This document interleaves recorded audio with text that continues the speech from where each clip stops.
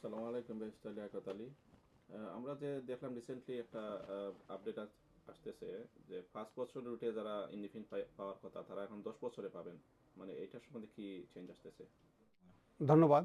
জি, ওইটাকে তারা বলতেছে আর্ন সেটেলমেন্ট, এবং এটা গত বছরের নভেম্বরে তারা এটা বলছিল যে settlement in the UK is a privilege that is earned, not a right. তারা বলছিল যে তো এটাকে আর্ন করতে হবে সেটেলমেন্টটা, এটা আপনার রাইট না, এটা প্রিভিলেজ। তার মানে তারা এটা কনসালটেশনে দিয়েছিল, এবং ফেব্রুয়ারির 12 তারিখে কনসালটেশনটা শেষ হলো।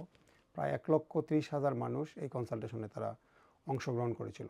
তার মধ্যে লেবার এমপি 35 জন, অন্যান্য দলের এমপি 17 জন, তারপরে হইল আপার হাউসের মানে হাউস অফ লর্ডের প্রায় 31 জন পিআর ওইখানে তাদের ওপিনিয়ন দিয়েছেন, 33টি সামাজিক সংগঠন ওপিনিয়ন দিয়েছেন।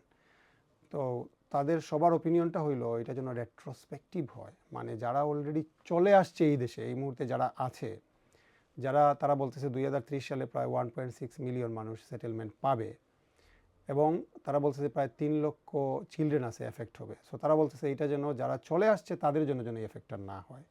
এটা ওপিনিয়ন বেশিরভাগই এই মতটা দিয়েছেন।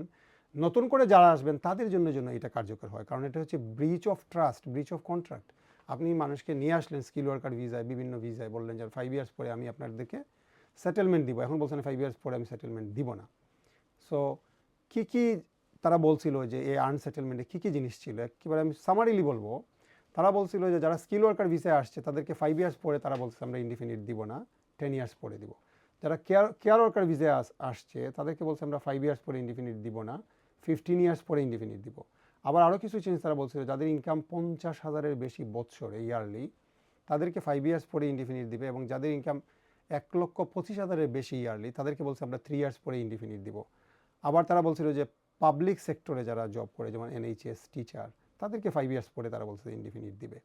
যারা বেনিফিট নিবে তাদেরকে বলছে যে 1 বছরের নিচে বেনিফিট নিলে আরও 5 ইয়ার্স এক্সট্রা দেশে থাকতে হবে, 1 বছরের বেশি বেনিফিট নিলে, 12 মাসের বেশি বেনিফিট নিলে আপনাকে 10 বছর বেশি এক্সট্রা দেশে থাকতে হবে, তারপরে আপনি ইনডিফিনিট পাবেন। এবং বলছে কোনো ডেপ্ট থাকতে পারবে না, এনআই কন্ট্রিবিউশন থাকতে হবে, এবং B2 ইংলিশ থাকতে হবে। এই জিনিসগুলি ছিল সামারিলি ওই যে আর্ন সেটেলমেন্টে। তো এটা সবার বেশিরভাগেরই মত হচ্ছে যেন রেট্রোস্পেক্টিভ হয়, অর্থাৎ যারা চলে আসছে তাদের প্রতি যেন কোনো অবিচার না হয়, তাদেরকে যেন 5 ইয়ার্সে ইনডিফিনিট দেওয়া হয়, এবং নতুন যারা আসবে তাদের ক্ষেত্রে আপনারা এই আর্ন সেটেলমেন্টটা, এইটা এপ্রিল মাসের 3rd উইকে এইটা তারা গভর্নমেন্ট এটা প্রনাউন্স করবে। সো ওইখানে তারা ইমপ্লিমেন্ট করবে, তখন দেখা যাবে আসলে তারা কোন চেঞ্জটা আনলো আর কোন চেঞ্জটা আনলো না। ধন্যবাদ। আমরা আশা করি এটা ইনশাল্লাহ যারা চলে আসছে তাদের ক্ষেত্রে এফেক্ট হবে না, এটা আমরা আশা করি। ধন্যবাদ।